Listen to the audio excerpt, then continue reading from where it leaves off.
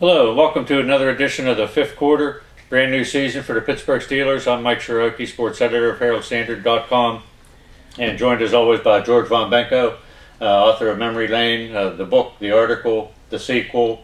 The movie, whatever. Movie's still in the works. And I still do a talk show every Saturday. On WMBS radio, 590 on your dial. And George, today we're here to talk about the Steelers' opening game of the 2012 season at Denver.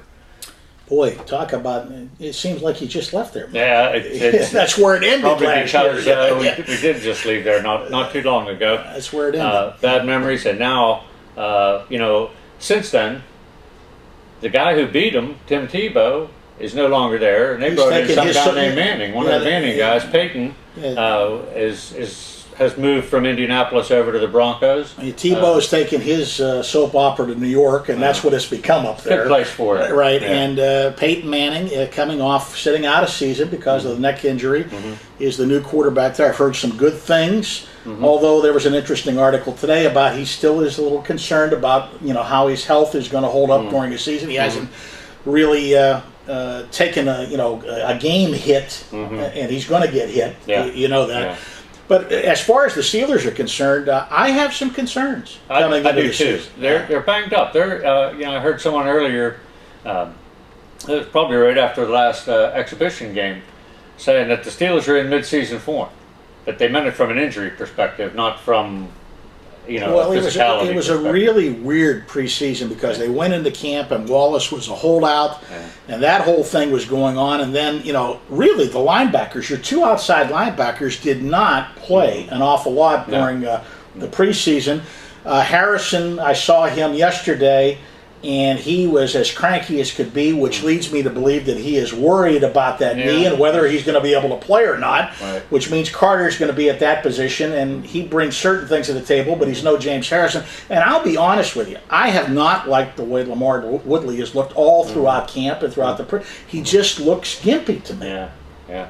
Well, you know what? Actually, those two guys, whether Harrison plays or not, I like what I've seen from his backup, Carter. Yeah.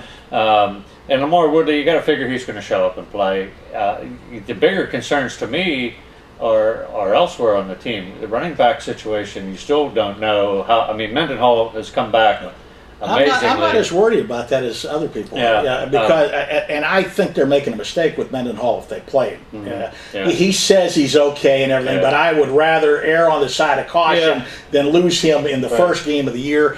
Isaac Redman's a little banged up. The guy, and I said it before, Jonathan Dwyer has really picked up his game, and he has a change plan. In fact, I talked to him yesterday at practice, and he talked about the maturity. It's his third year. He's matured as a human being and a person off the field. He understands the offense right now. He looks great. I think he can do it. And Redman, I think, is going to play, although he's just a little bit dinged up. And then you got Baron Batch, who I think is a nice situational guy. And I like Rainey doing some things out of the backfield. So I'm not as concerned about the running back as other people are. Another area might be nose tackle, where the big snack is, he's played so little. But McClendon has had a dynamite camp and a dynamite preseason. I actually talked to him yesterday, too. And I think I got a kick out of Cameron Haber, who was right next to McClendon. He said that they're just raring to go. There's a lot of young guys interspersed with a couple of veterans on that defensive line. The young guys on the defensive line, it looks like you're ready to throw raw meat in the cage. They're ready to play. Okay, and the other thing is Ryan Mundy, of course, will be the starter in the secondary. That worries me too. Clark is such a great communicator. And you're not going against the Tim Tebow led offense. You're going against Peyton Manning, which is a tough task. And all we've talked about is the defense. Offensively, new offensive coordinator. I think things are coming along. I really like what's going on with the offense. Yeah, I do too. And it can't hurt to have Mike Wallace back in the fold. He's another weapon for Ben Roethlisberger and company.